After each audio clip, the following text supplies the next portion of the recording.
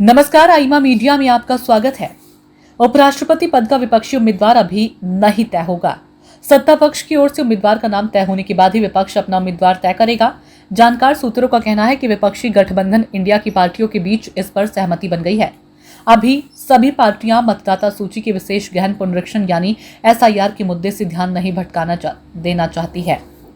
विपक्षी पार्टियों को कहना है कि एक बार उपराष्ट्रपति के चुनाव की प्रक्रिया शुरू हो गई तो फिर SIR का मुद्दा हाशिए में चला जाएगा। उनको लग रहा है कि सत्ता पक्ष ऐसा चाह रहा है। ध्यान रहे, पिछले दिनों एनडीए के सभी घटक दलों की बैठक हुई थी, जिसमें उपराष्ट्रपति पद के उम्मीदवार को लेकर चर्चा हुई और अंत में सभी घटक दलों ने प्रधानमंत्री नरेंद्र मोदी और भाजपा अध्यक्ष JP नड्डा को उम्मीदवार का नाम तय करने के लिए अधिकृत कर दिया।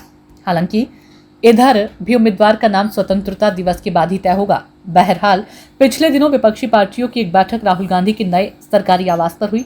इसमें राहुल गांधी ने कर्नाटक की महादेवपुरा विधानसभा सीट पर 1 लाख से ज्यादा वोटों की चोरी के अपने आरोपों का प्रेजेंटेशन दिया। यह प्रेजेंटेशन वे उसी दिन दोपहर में मीडिया के सामने दे चुके थे। इसे लेकर विपक्षी पार्टियों में नाराजगी भी है।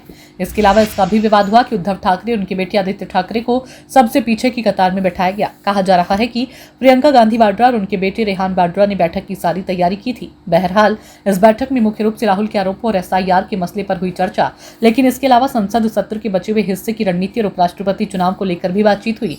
बताया जा रहा है कि उसी कार्यक्रम में यह तय किया गया कि सत्ता पक्ष के उम्मीदवार को देखने के बाद ही विपक्ष अपना उम्मीदवार तय करेगा।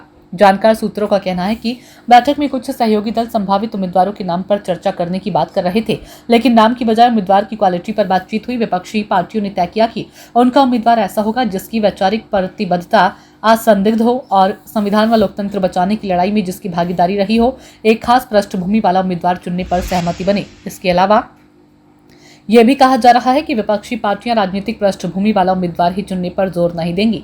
हो सकता है कि उम्मीदवार अकेडमिक जगत का हो, सामाजिक सेवा से जुड़ा रहा हो। गोपाल कृष्ण गांधी या हामिद अंसारी जैसे उम्मीदवार की भी संभावना है। विपक्षी पार्टियां दलित उम्मीदवार की संभावना पर भी विचार कर रही है।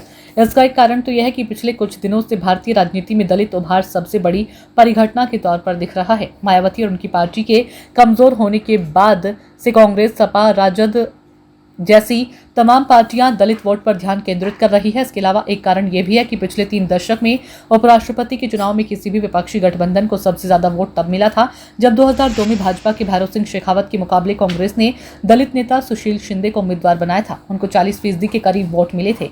बहरहाल, सत्ता पक्ष भी दलित या पिछड़े नेता को उम्मीदवार बनाने पर विचार कर रहा है।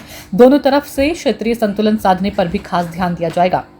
आईमा मीडिया को अगर आप YouTube पर देख रहे हैं तो सब्सक्राइब करें। फेसबुक या अन्य सोशल मीडिया प्लेटफॉर्म पर देख रहे हैं तो फॉलो करें। हमें कमेंट बॉक्स में अपने सुझाव अवश्य दीजिए। धन्यवाद।